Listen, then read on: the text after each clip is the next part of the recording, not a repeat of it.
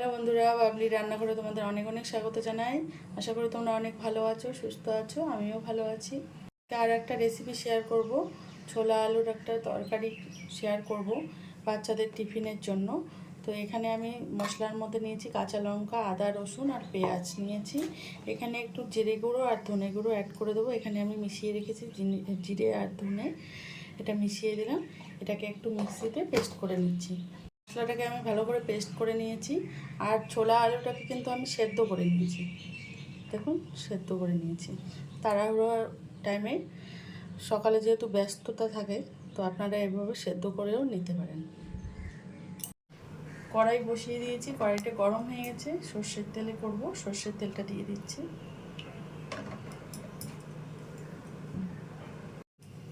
তেলটা গরম হয়ে গেছে, পেঁয়াজটা দিয়ে দিচ্ছি। এখানে দুটো পেঁয়াজ আছে।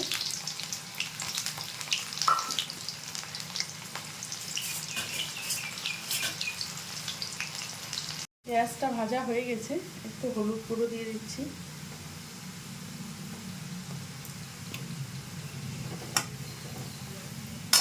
এবার মশলাটা দিয়ে দেবো।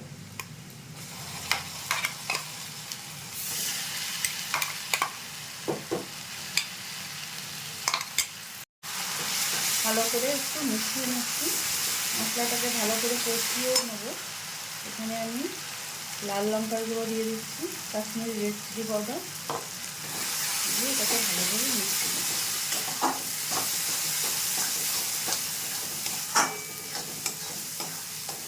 এটা ভালোভাবে কষিয়ে নিয়েছি, আদা রসুনের একটা সুন্দর গন্ধ বেরিয়েছে। এবার আমি সেদ্ধ ছোলাটা আর আলুটা দিয়ে দিচ্ছি।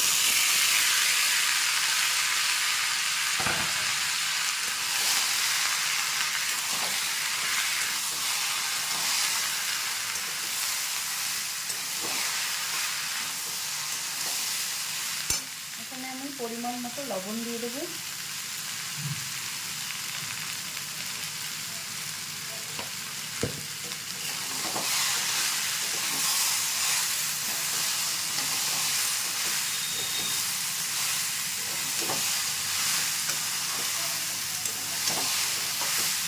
এটাকে আমি ভালো করে কষিয়ে নিয়েছি।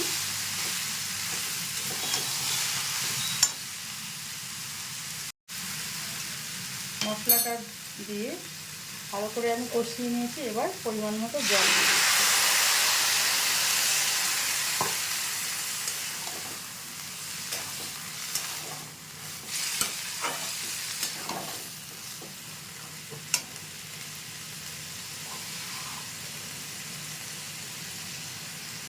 আর একটু জল লাগবে।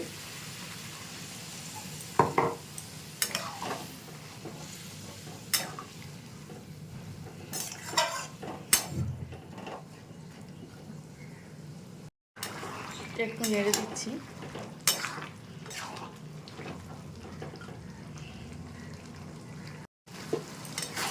ছোলা আলুর তরকারিটা কিন্তু রেডি হয়ে গেছে। এবার শুধু গরম মশলাটা দেবো, একটু ভালো করে মিশিয়ে নেব। আপনাদের কাছে যদি ধনে পাতা থাকে, ধনে পাতাটা দিতে পারেন। ধনে পাতাতে আমার মনে হয় ভালো হয়, কিন্তু আমার কাছে নেই, তাই জন্য আমি গরম মশলাটা দিলাম। এটাও খেতে ভালো লাগবে, খারাপ লাগবে না। ছোলার তরকারিটা রেডি হয়ে গেছে, আমি এটাকে নামিয়ে নিচ্ছি। তো রেসিপিটা কেমন লাগলো কমেন্টে জানাবেন। যদি ভালো লাগে লাইক, শেয়ার, কমেন্ট এবং সাবস্ক্রাইব করবেন চ্যানেলটাকে। ফিরে আসছি নতুন কোনো ভিডিও নিয়ে। ভালো থাকবেন, সুস্থ থাকবেন।